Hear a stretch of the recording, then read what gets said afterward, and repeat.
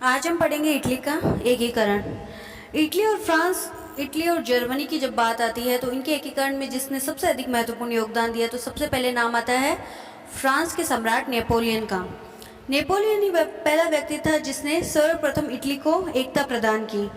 इसके बारे में ऐसे कहा जाता है कि नेपोलियन ने उनके प्रति उस राजकुमार की तरह कार्य किया जिसने जंगल में सोई हुई राजकुमारी को जादू की लकड़ी घुमाकर जगा दिया, और यह राजकुमारी थी राष्ट्रीयता की उत्कट भावना।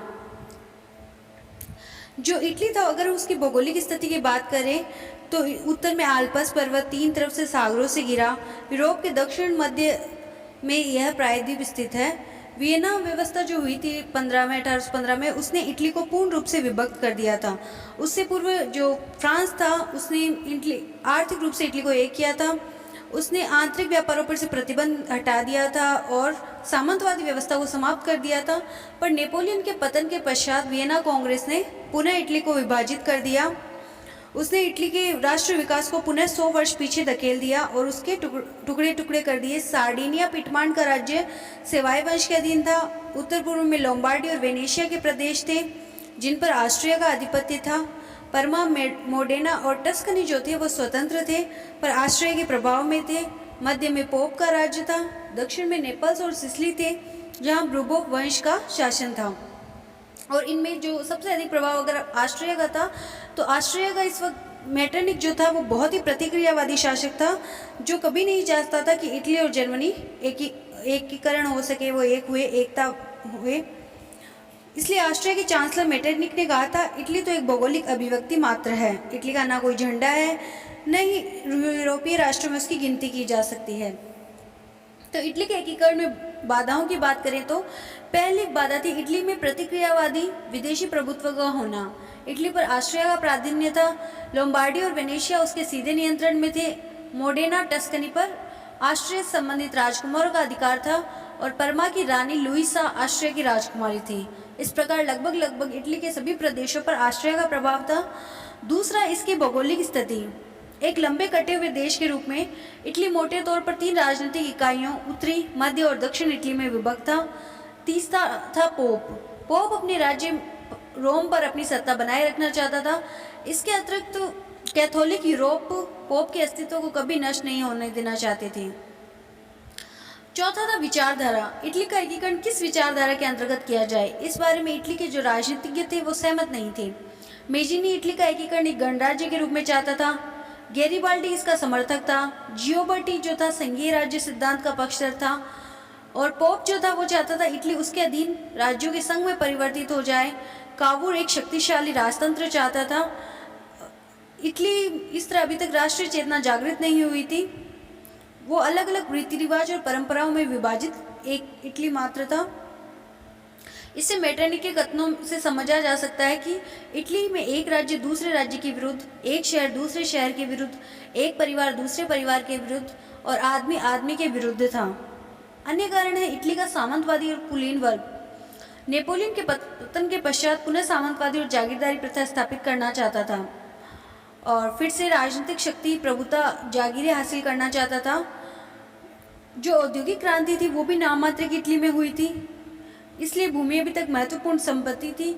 जिसके ऐसे अनेक कारण थे जो इटली के एकीकरण में बाधा थी। अब एकीकरण में सहायक तत्व कौन कौन से थे या एकीकरण के कारण कौन कौन से थे, तो सबसे पहले नाम आता है कार्बोनरी संस्थाओं का। इस गुप्त संस्था की स्थापना 1810 में नेपल्स में हुई थी और धीरे धीरे इसकी शाखाएं समस्त इटली में फैल गई और सभी वर्गों के लोग धीरे धीरे इसमें सम्मिलित होने लगे। इसमें कुलीन वर्ग, सैनिक अफसर, किसान, धर्मगुरु, यहाँ तक कि बुजुर्ग वर्ग भी सदस्यता हासिल करते थे। इसका कोई निश्चित कार्यक्रम तो नहीं था पर 2 उद्देश्य जरूर थे: विदेशियों को इटली से बाहर निकालना और वैधानिक स्वतंत्रता की स्थापना करना। इस संस्था के तिरंगे काला, लाल और नीले रंग वाले झंडे ने शीघ्र ही लोकप्रियता प्राप्त कर ली। लोग इस झंडे की पूजा करने लगे। तो इस प्रकार, लेकिन यहाँ पे एक स्ट्रॉन्ग नेतृत्व नहीं मिला, इस कारण ये संस्थाएं इतनी व्यापक रूप से कारगर सिद्ध नहीं हुई। फिर आर्थिक विकास। इटली आर्थिक रूप से पिछड़ा हुआ देश था। यहाँ 80% जनसंख्या जो थी वो कृषक थी। भूमि भी इतनी उपजाऊ नहीं थी। खेतीबाड़ी इटली के आधे हिस्से में की जा सकती थी और औद्योगिक स्तर है वो दस्तकारी तक सीमित था। तो इस प्रकार इटली जो था वो आर्थिक रूप से पिछड़ा हुआ था। 1730 से 1773 के मध्य एमैनुएल तृतीय ने सार्डिनिया में और इसी दौरान मध्य में फर्डिनेंड तृतीय ने टस्कनी में आर्थिक एवं औद्योगिक सुधार लागू किए। भारत इटली में कुछ अर्थशास्त्री भी हुए जिनमें गियन डोमिनिको, फेडरिको कानफेलेरी, कार्लो आदि ने आर्थिक सुधारों के क्षेत्र में दलीलें दी। उन्होंने आर्थिक क्षेत्र में स्वतंत्रता, राष्ट्रीय बचत, विनियोग, प्रोत्साहन जैसे नई नीतियां लगाने की सिफारिश की। फिर धीरे धीरे इटली में आर्थिक विकास होने लगा, रेलवे का विकास किया गया। यह इटली में जो रेलवे का विकास था हालांकि बहुत धीमे हो रहा था, पर यह कार्य 1861 तक 1623 किमी लंबी रेलवे लाइन इटली में बिछ चुकी थी। 1854 में इटली में पहला रेलवे इंजन जेनोआ में बना। इटली में गिल्ड अर्थव्यवस्था 1815 से पहले ही विखंडित हो गई थी, जो नेपोलियन ने लागू की थी। 1845 तक वो समाप्त हो गई। इससे आर्थिक स्वरूप में परिवर्तन आया। इटली वासी अब ये मानने लगे कि औद्योगिक विकास के लिए पुरातन व्यवस्था को समाप्त करना आवश्यक है। अब प्रारंभिक विद्रोहों की बात करें तो 1820 में स्पेन के विद्रोह से प्रेरणा लेकर नेपल्स एवं पिटमांड की जनता ने वहां के शासकों से संविधान की स्थापना की मांग की। सबसे पहला विद्रोह नेपल्स में हुआ, किंतु ऑस्ट्रिया द्वारा सैनिक हस्तक्षेप के कारण यह असफल रहा। जब यह विद्रोह दबाया जा रहा था, इसी दौरान पिटमोंड और लोम्बार्डी में भी विद्रोह हो गया। पुनः ऑस्ट्रिया की सेनाओं ने ही विद्रोह का दमन किया। फ्रांस में जब 1830 की क्रांति हुई तो पुनः इटली में विद्रोह हो गया और पोप की रियासतों में भी उग्र प्रदर्शन हुए। परवा मेडोना के शासकों को भी राज्य से जनता ने निकाल दिया। यहाँ पर भी व्यापक ऑस्ट्रिया ने सैनिक कार्यवाही द्वारा इस विद्रोहों पर नियंत्रण किया। 1821 में फास्कोल और रासेटी नामक महान लेखकों ने देशभक्ति की भावना का पुनः प्रचार शुरू किया गया, तो उन्हें देश निकाला दे दिया गया। 1843 में जियोबर्टी ने एक पुस्तक लिखी कि इटली की नैतिक और नागरिक श्रेष्ठता। इस पुस्तक में इटली वासियों में न केवल राष्ट्रीयता उत्पन्न की, बल्कि यह भी कहा गया कि इटली के राज्यों का एक संघ बना देना चाहिए। और यह इस पर परेशानी यह थी कि यह संघ किसके नेतृत्व में बनाया जाए। ऑस्ट्रिया चाहता था कि ऑस्ट्रिया के नेतृत्व में बनाया जाए, पोप चाहता था कि पोप के नेतृत्व में बनाया जाए, और कुछ ऐसे भी थे लेखक जो चाहते थे कि सार्डिनिया में पूरे इटली का विलय कर दिया जाए और एक शक्तिशाली राजतंत्र बनाया जाए।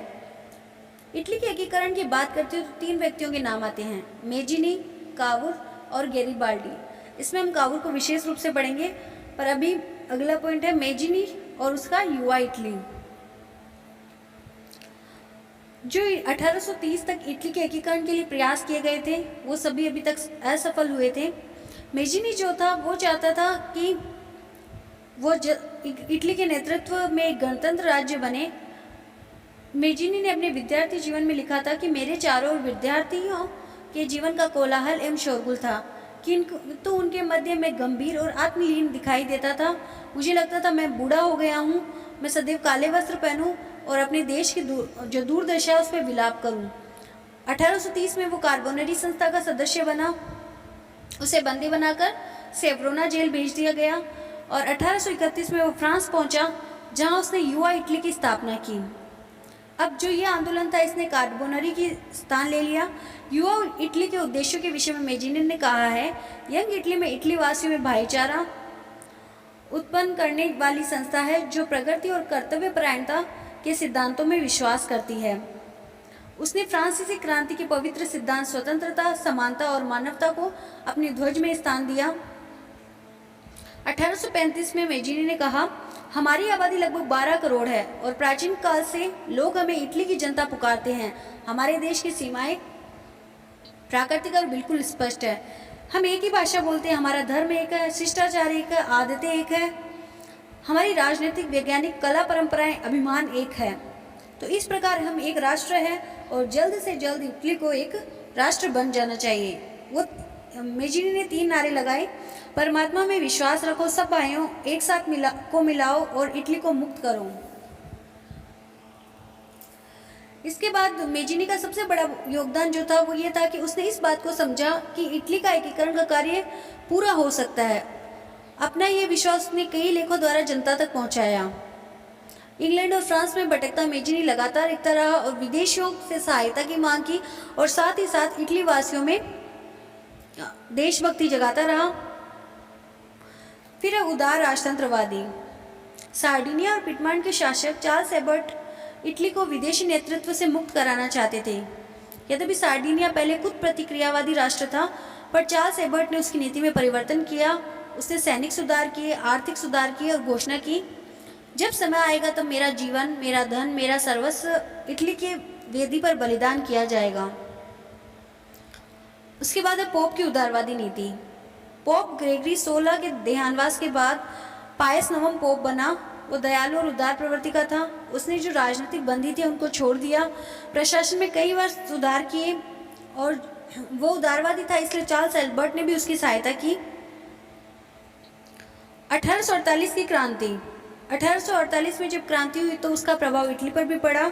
सबसे पहले नेपल्स और सिसिली के राज्यों में सुधारवादी नेताओं ने क्रांतियां की और संविधान की मांग की। नेपल्स के शासक फर्डिनेंड द्वितीय को उदारवादी संविधान अपनाना पड़ा। इसके पश्चात पीटमॉन्ट, टस्कनी और पोप के राज्य में भी संविधान की मांग बढ़ी और वहाँ के निवासियों ने ऑस्ट्रिया से आने वाली तंबाकू को पीना छोड़ दिया और तंबाकू एक प्रकार से वहाँ पर तंबाकू दंगे शुरू हो गए, क्योंकि ऑस्ट्रिया जो था वो इटली में तंबाकू का बहुत अधिक निर्यात करता था। वेनिस में ऑस्ट्रिया की शासन का अंत हो गया। काउंट कावुर जो इस समय रिजार्सिमेंटो नामक एक पत्र का संपादक था, उसने राष्ट्र से अपील की, सार्डिनिया के राज्य के लिए महान निर्णय का अवसर आ गया है। सरकार और संपूर्ण राष्ट्र का केवल एक ही कर्तव्य है, तुरंत युद्ध छेड़ा जाए। उस समय ऐसे हालात बन चुके थे कि अगर युद्ध किया जाएगा तो इटली विजित भी हो सकता है। मेजिनी जो था वो भी इटली आ गया था, पर जो चार्ल्स एल्बर्ट था वो कमज़ोर निकला और जो पोप पायस था वह अस्थिर निकला। इस कारण यह युद्ध समाप्त हो गया। जनता चाहती थी कि चार्ल्स एल्बर्ट नेतृत्व करे, पर उन्होंने नेतृत्व स्वीकार नहीं किया।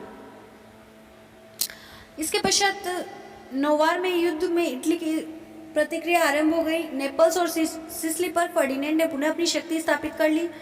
टस्कनी पर लियोपोल्ड ने अपना अधिकार कर लिया और रोम जो था उसमें भी विद्रोह हुआ था, पर फ्रांस के नेपोलियन के सहयोग से पोप ने पुनः अधिकार कर लिया।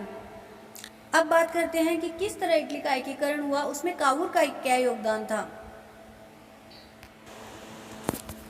इटली के एकीकरण में विक्टर एमैनुएल द्वितीय, जो एक सच्चा वीर सैनिक, देशभक्त, ईमानदार शासक था, उसका योगदान बहुत ही महत्वपूर्ण था। पिटमॉन्ट की जनता उसे ईमानदार राजा कहती थी। जब वह 1849 में विक्टर पिटमॉन्ट और सार्डिनिया का शासक बना तो उस समय सार्डिनिया की सेना ऑस्ट्रिया से परास्त हो चुकी थी, इसलिए उसे ऑस्ट्रिया से संधि करनी पड़ी, पर इस संधि को उसकी संसद ने स्वीकार नहीं किया। विक्टर एमैनुएल जो था, अब उसने सोचा इस समस्या का समाधान अब संघर्ष के द्वारा ही हो सकता है, तो उसने कावुर जैसे योग्य व्यक्ति को अपना मंत्री नियुक्त किया 1850 में, जिसकी गणना विश्व के महानतम राजनीतिज्ञों में की जाती है और उसने अपने गुणों के द्वारा, उसने अपनी शक्ति और बुद्धिमत्ता के द्वारा इटली के एकीकरण में बहुत बड़ा योगदान दिया। कावुर कौन था? कावुर का जो था उसका जन्म 1810 में ट्यूरिन में कुलीन परिवार में हुआ था। उसने प्रारंभ में सैनिक शिक्षा ली, इंजीनियर भी था। 1841 में उसने सेना में त्यागपत्र दिया। उसके पश्चात अपनी जमींदारी का कार्य किया। 1847 में उसने क्रांति के समय एल रिसार्सिमेंटो नामक समाचार पत्र का प्रकाशन किया। फिर वह 1848 में सार्डिनिया पिटमॉन्ट की संसद का सदस्य बना और 1850 में वित्त एवं उद्योग मंत्री।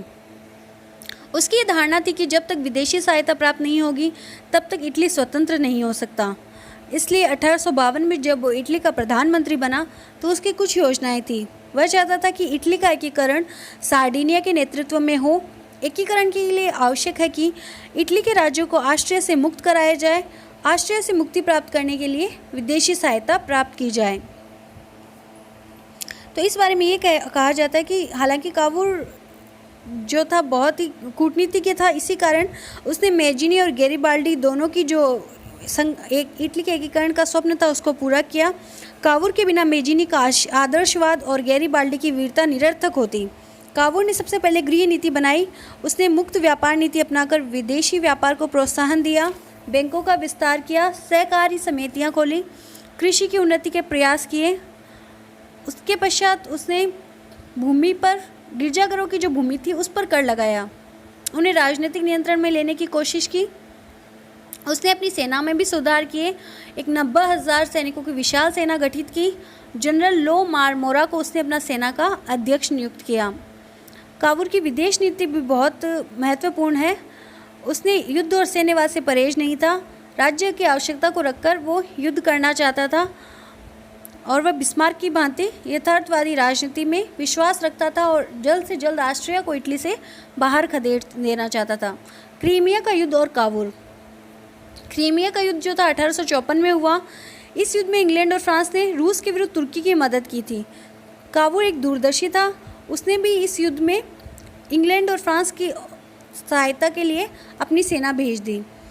तो इस प्रकार 18,000 सैनिक जो इटालियन क्रीमिया युद्ध में पहुंचे और बहुत ही बहादुरी से लड़े, जिसके कारण जब युद्ध समाप्त हुआ तो पेरिस सम्मेलन में काबूल को भी आमंत्रित किया गया। फ्रांस के विदेश मंत्री वेलेस्की ने कहा था कि काबूल इतने चतुर है कि तुमने ऐसे मामले में प्रवेश पा लिया जिससे तुम्हारा कोई प्रयोजन नहीं था। तो इसलिए कहा जाता है कि क्रीमिया के कीचड़ में इटली का जन्म हुआ। पेरिस सम्मेलन के पश्चात ऑस्ट्रिया ने लोम्बार्डी और वेनेशिया में अपने शासन की कठोरता में कमी की, क्योंकि पेरिस सम्मेलन में जो काबूल था उसने दुनिया के सामने ऑस्ट्रिया का भयंकर पक्ष रखा, उसके अत्याचारों का वर्णन किया। उसने इस सम्मेलन में कहा कि हम नहीं चाहते कि ऑस्ट्रिया अपनी इटली से संबंध मधुर बनाए, बल्कि हम ये चाहते हैं कि वह इटली से निकल जाए। उसके पश्चात उसने नेपोलियन का सहयोग किया और लोम्बार्डी की प्राप्ति की। कैसे? आर्सेनी कांड 1858 में मेजिनी के शिष्य आर्सेनी ने नेपोलियन तृतीय की हत्या का प्रयास किया और नेपोलियन तो बच गया, पर उस आर्सेनी को कैद कर लिया गया। जिसके पश्चात आर्सेनी ने जेल से एक पत्र लिखा जिससे फ्रांस के सम्राट नेपोलियन बहुत प्रभावित हुआ। इसमें ये कहा गया था कि हम फ्रांस से मदद की उम्मीद करते हैं कि वह इटली को स्वतंत्र कराने में सहायता करें। उसके पश्चात प्लम्बियर्स का समझौता हुआ। काबूल और नेपोलियन की भेंट के परिणाम स्वरूप इस समझौते की शर्त ये थी कि नेपोलियन ने वचन दिया कि ऑस्ट्रिया को इटली से निकालने में सार्डिनिया और ऑस्ट्रेलिया के बीच युद्ध होने पर फ्रांस 2 लाख सैनिक पीटमंट की सहायता के लिए भेजेगा। ऑस्ट्रिया को बाहर निकालने के बाद लोम्बार्डी, वेनेशिया और कुछ अन्य भाग सार्डिनिया के राज्य में सम्मिलित कर दिए जाएंगे, जिससे उसकी सीमा आल्प्स से एड्रियाटिक तक पहुँचे। नेपोलियन की सहायता के बदले काबूल ने उसे सेवाएं और नीस के भाग फ्रांस को देने का वादा किया। ऑस्ट्रिया टस्कनी को मिलाकर इटली में एक नया राज्य बनाने तथा प्रिंस जेरोम बोनापार्ट को उस राज्य का शासक बनाने का निश्चय किया गया। नेपल्स और सिसिली तथा पोप के राज्य यथावत बनाए रखे जाएंगे। फ्रांस और सार्डिनिया की मित्रता को मजबूत बनाए रखने के लिए विक्टर एमेनुअल की पुत्री क्लोथिडे का विवाह नेपोलियन के चचेरे भाई प्रिंस जोरेम बोनापार्ट के साथ होगा। इस संधि के द्वारा इटली को यह उम्मीद हुई कि फ्रांस जो है अब उसकी सहायता करेगा ऑस्ट्रिया के विरुद्ध।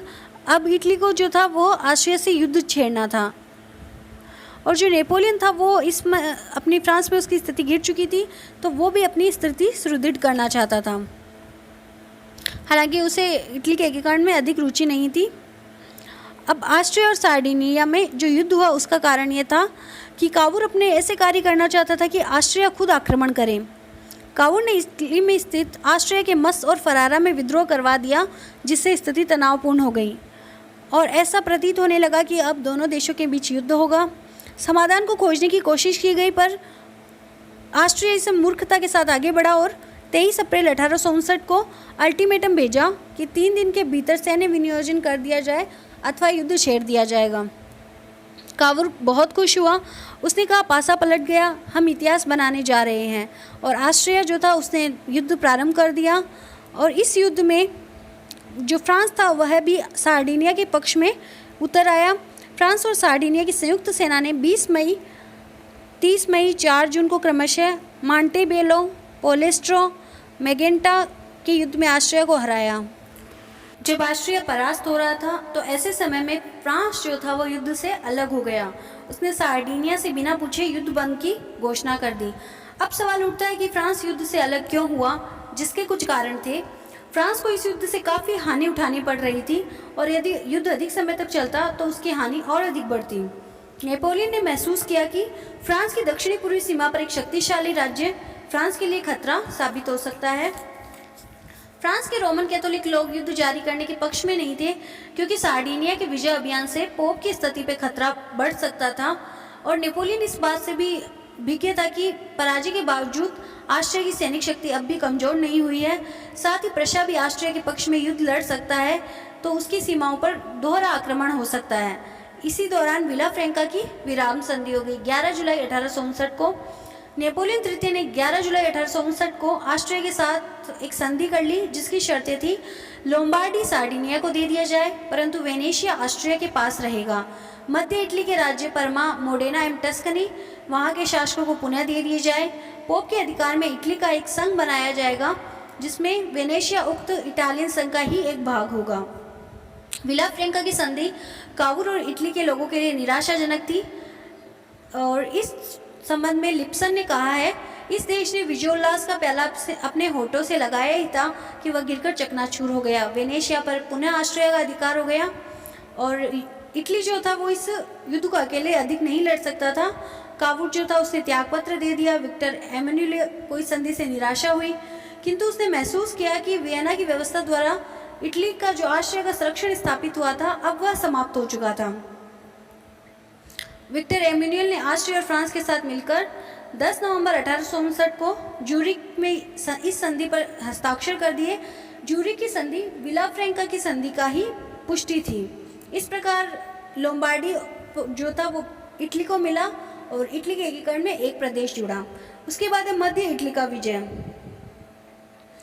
परमा, मोडेना और टस्कनी जो थे, यहाँ पर इटली की जनता ने विद्रोह कर दिया। नेशनल सोसाइटी नामक यहाँ पर एक संगठन था जो विद्रोह का नेतृत्व कर रहा था। यहाँ के देशभक्तों ने यह प्रस्ताव पास किया कि उनके राज्य सार्डिनिया में मिला दिया जाए। इसी बीच जनवरी 1860 को काबुल पुनः प्रधानमंत्री बना। उसने नेपोलियन से पुनः सौदा किया, उसे नीस और सेवाएं देने का लालच दिया। अंत में यह तय किया गया कि अगर मध्य इटली के राज्यों को काबुल मिलाता है तो फ्रांस आपत्ति नहीं करेगा।